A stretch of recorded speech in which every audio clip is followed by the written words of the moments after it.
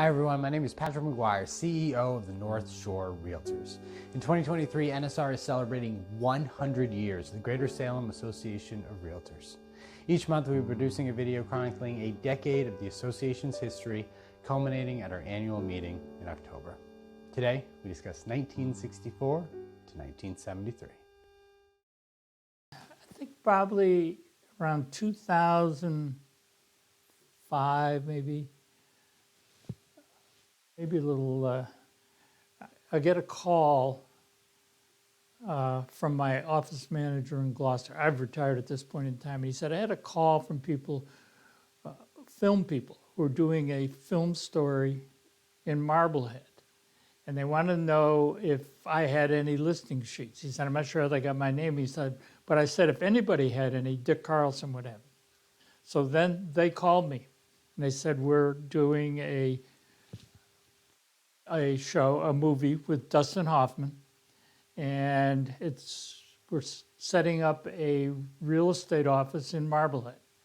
And I said, want to know if I had any listing sheets? And I said, gee, I really don't. I said, well, what are you putting in the office? And they said, well, we're going to put in pamphlets for mortgage brokers.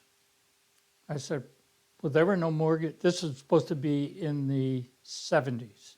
I said, 70s. And I said, well, there were no mortgage brokers. He said, really? How do you get a mortgage? And I said, well, you go to the bank. No kidding. I said, and you know, what else? And they said, well, answering machine. I said, there were no answering machines. Well, who took the call? If we weren't there, you had an answering service. And you didn't have copiers. I mean, my first copier was a photosensitive piece where you flipped it over, there was a light bulb underneath, and there was photosensitive paper. And I said, and there were no calculators. Oh, well, thank you and then Order called me back. But the speed of change was about to accelerate. How agents would operate at the beginning of the 70s and the beginning of the 80s would be much different. First, a major change for the association itself, leaving the city limits of Salem for 105 Water Street in Danvers. You know, we had been looking and decided it was a good deal. It was centrally located, which was important to us. And the boards were, you know, pretty small, and people wanted to be closer, even though gas was cheaper, less expensive. If we tried to keep it central, it had the space for office, it had the space for small meetings, board of directors meetings. It had room to disperse all of the MLS materials, etc. So it worked out well. It was a house, and I think it was zoned commercially, if I recall, being right on the street. And I believe if it was a business in there, it was minor at the time. You know, it may have been a home office business. It was not much. The change in location shortly preceded a change in direction. Hi, I'm Christine Todd. I was the Executive Vice President of at that time it was called the Greater Salem Board of Realtors from 1982 to 1989. And before that, I worked 4 years as a Managing Director for the Realtor Division at the Greater Boston Real Estate Board. And one evening I received a phone call from Art Zweil.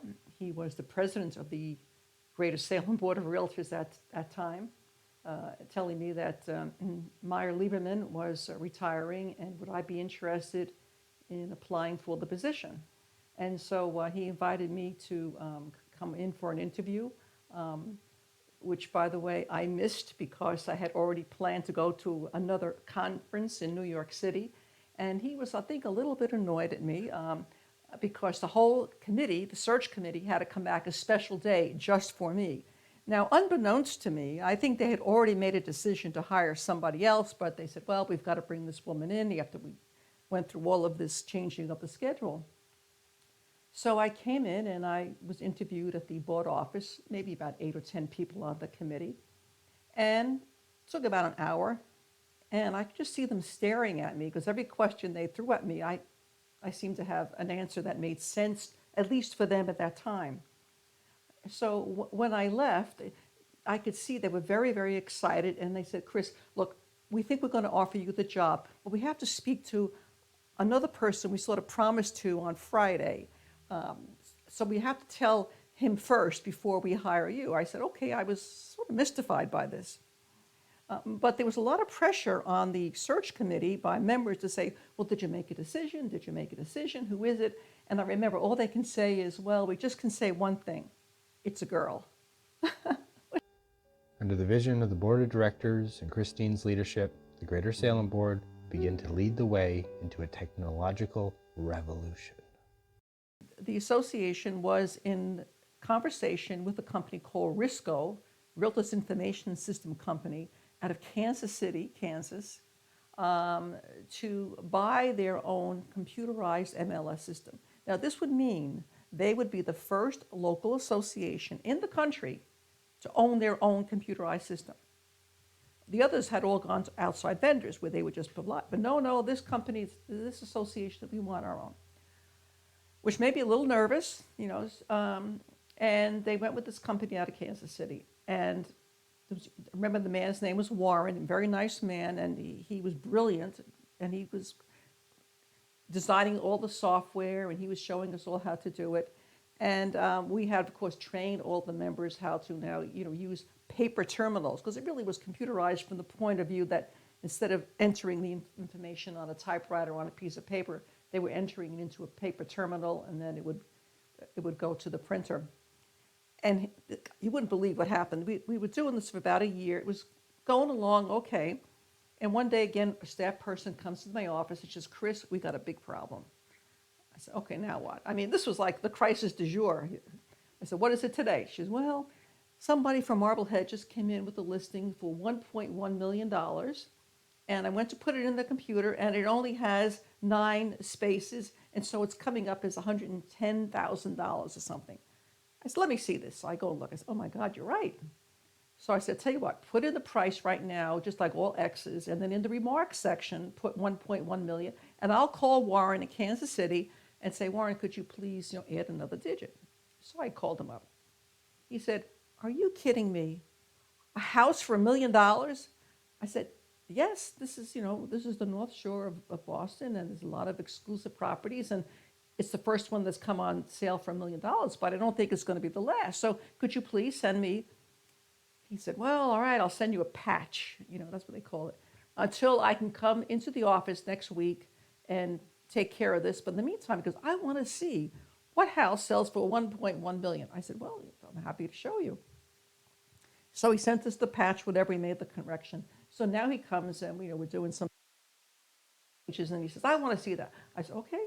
So we drove to the Corinthian Yacht Club in Marblehead, looked out over the harbor where that house happened to be. I said, see that house? He said, yeah, $1.1 billion. I said, yeah. And he said, by the way, this one over there just came in for $1.8 million.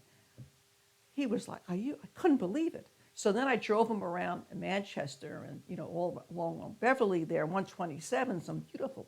He was like amazed. And I said, Warren, you're not in Kansas anymore. It wasn't just Warren looking at the beautiful coastline. All eyes were on the North Shore. Because we bought that computerized system from the National Association of Realtors, because unbeknownst to us, in the middle of our negotiations, he sold the rights to NAR. So we're the first local association not only to buy our own MLS, but to buy it from NAR, who bought it from Warren. So that's why this association all of a sudden got a very high profile with NAR, because everyone was watching us to see if this thing was going to really work. And some days it worked better than others. Let me just say that.